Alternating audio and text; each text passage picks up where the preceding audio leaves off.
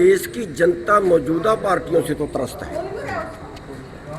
चाहे देश के अंदर हम भ्रष्टाचार की बात करें, चाहे देश के अंदर हम स्वास्थ्य की बात करें, चाहे देश के अंदर हम शिक्षा की बात करें, शिक्षा और स्वास्थ्य का भी व्यापारीकरण हो गया। इंसाफ नाम की चीज़ देश में कोई बची नहीं है।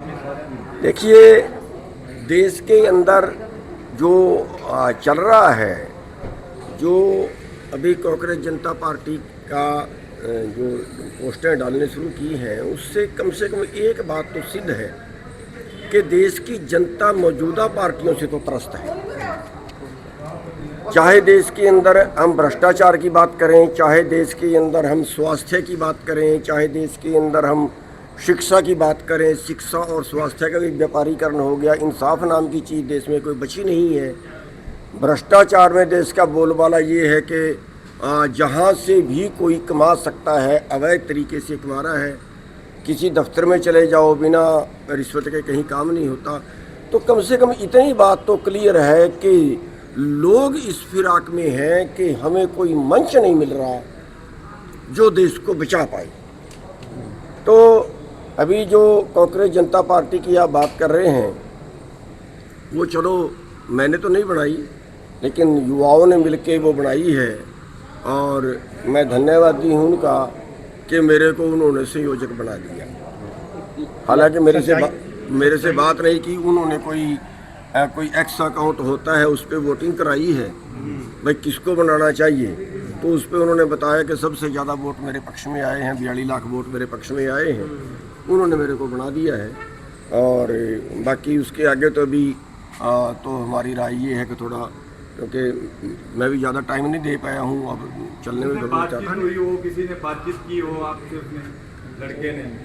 नहीं, अभी कोई बातचीत नहीं हुई है, लेकिन मेरी उसमें राय ये थी कि जहाँ तक मेरा संपर्क था, मैंने ये मैसेज दिया था कि हमें इस पे एक देश के बुद्धिजीवियों की मीटिंग बुलानी चाहिए।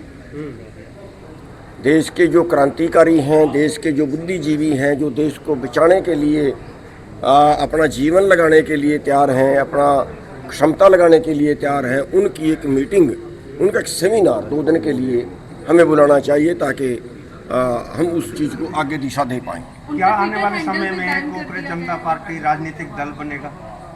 बनाई है, और हालांकि मैंने नहीं बनाई, पार्टी बनाने वाले तो कोई और हैं, उन्होंने मेरे को सम्मान दिया है, क्या सोच के दिया है ये भी उनकी समझ होगी। लेकिन जो ज़रूरत है आज की, क्योंकि राज बिना ना धर्म चले है, धर्म बिना सब दले मले है।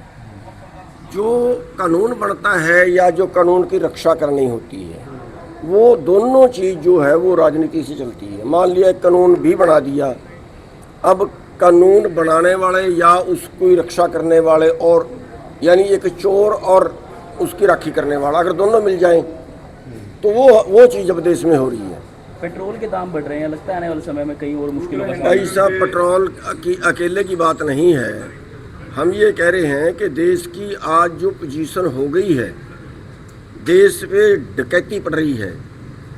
आप अभी मेरे पास आज एक बंदा आया कि माइनिंग के बारे, कि उसने 1 किले की परमिशन ली, 3 किले पाड़ दिए, 5 फुट की परमिशन ली, 12 फुट पाड़ दी। ये डकैतियाँ जो मतलब देश की जो प्रॉपर्टी है उसको लूट रही है। जैसे देश की कंपनियां, देश के हवाई अड्डे, देश की बंदरगाहें, देश का बैंक, सब प्राइवेटाइजेशन कर दिया। तो ये सब चीज़ है, तो देश को ज़रूरत है आज बचाने की। और दूसरी बात, बेरोज़गारी का आलम ये है कि 10,000, अभी मेरे पास स्कूल के टीचर आए कंप्यूटर वाले, उन्होंने बताया कि हम 2011 से लगे हुए हैं, और 2011 से आज भी उनकी तनख्वाह 12,000 रुपये मासिक है। क्या 12,000 रुपये में ज़िंदगी चल जाएगी? 12,000 रुपये में, 10,000 रुपये में 12-12 घंटे काम, कोई रोकने टोकने वाला नहीं है। न्यूनतम रेट भी लोगों को नहीं मिलता है।